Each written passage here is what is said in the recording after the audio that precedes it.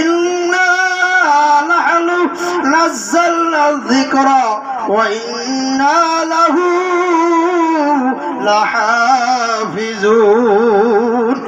আল্লাহ, এই পৃথিবীতে হাজারো গ্রন্থ আছে, গ্রন্থের অভাব নাই, বই পুস্তকের অভাব নাই, কিন্তু বাজান রে আমার আল্লাহ, এই কোরআনের কথা আল্লাহ কয় কোরআন আমি মাওলা নিজে নাজিল করছি, আর এই কোরআনটা হেফাজত করার দায়িত্ব আমি মাওলা আমার নিজের হাতেই রাইখা দিলাম। সুবহানাল্লাহ। এই যারা কোরআন ধ্বংস করতে আসবে আমি মাওলা ওদেরকে সমূলে ধ্বংস কইরা দেব। আজ পর্যন্ত কেউ টিকে থাকতে পারে নাই, কোরআনের সাথে টক্কর দিয়া দুনিয়ায় কেউ টিকতে পারে নাই। কোরআন প্রচার করার কারণে আলেমদেরকে যারা আলেমদের উপরে অত্যাচার করছে তারাও টিকে থাকতে পারে নাই। আর কোরআন যতদিন আছে ততদিন তারা টিকে থাকতে পারবে না। আলেমরা যখন মার খায় তখন সাধারণ লোকে বলে ঘটনা কি আলেমেরা মার খায় কেন?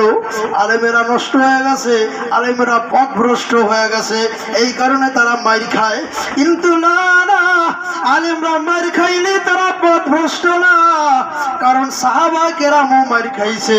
আল্লাহ কয় ধৈর্য ধরো, ধৈর্য ধরো, সবর করো, লড়াই করো, সংগ্রাম করো, জিহাদ করো, একটা নির্ধারিত সময় পর্যন্ত তোমরা মার খাও, মার দাও, মার খাও, মার দাও, সময় পর্যন্ত অপেক্ষা করো, ধৈর্য ধরো, সময় আসলে আমি মাওলা মক্কা বিজয় করাইয়া দিমু। কি মাওলা দেশে নাই নাই?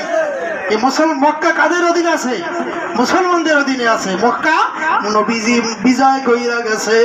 আল্লাহু আকবার। বাজান রে, মায়ের খাইলি যে তারা ধ্বংস হয়ে গেছে বিষয়টা তা না, অপেক্ষা করতে হবে।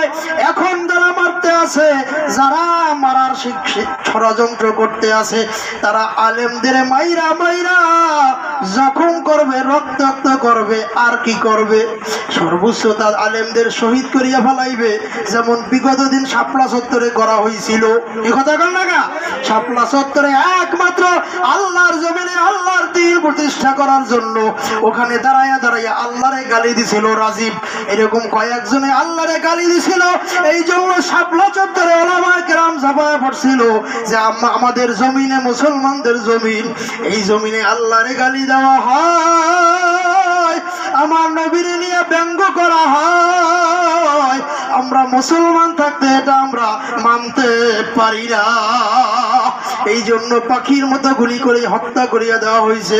আমার আল্লাহ কয় অপেক্ষা করো, মার খাও, ধৈর্য ধরো, ধৈর্য ধরো, ধৈর্যের বাদ যখন ভাঙ্গা যাবে তোমাদেরকে যারা মারে এরা কোথায় যাবে খুঁজে বাবা না। জোরে বল ঠিক না? কে ভয় পান, ডরান? তা কথা কন না, কথা বলতে হইবে তো। আল্লাহু আকবার। বাজান রে, এই জন্য কোরআন আছে, কোরআন ছিল, কোরআন কিয়ামত পর্যন্ত থাকবে, এই ওয়াদা কার? আল্লাহ কয় ইন্না নাহনু নাযালনা যিকরা ওয়া ইন্না লাহু লাহাফিজুন। আল্লাহ কয় কোরআন নাজিল করছি আমি, এটা রক্ষণাবেক্ষণের দায়িত্ব হাতে রাখছি আমি। যারা এই কোরআনের কথা মানুষের কাছে পৌঁছায় দেয়, যারা কোরআনের কথা মানুষের কাছে দিনের দাওয়াত নিয়ে যায়, যারা কোরআনের ইলম অর্জন করে, এরাই হইল আলেম।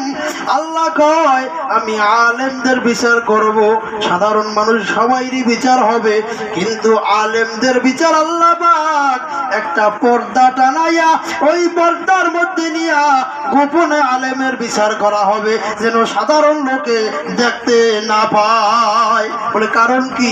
যে তা সে অন্যায় করছে, ঠিক আছে, একজন আলেমে মিথ্যা কথা বলছে, গুনাহ হইছে, বিচার হবে।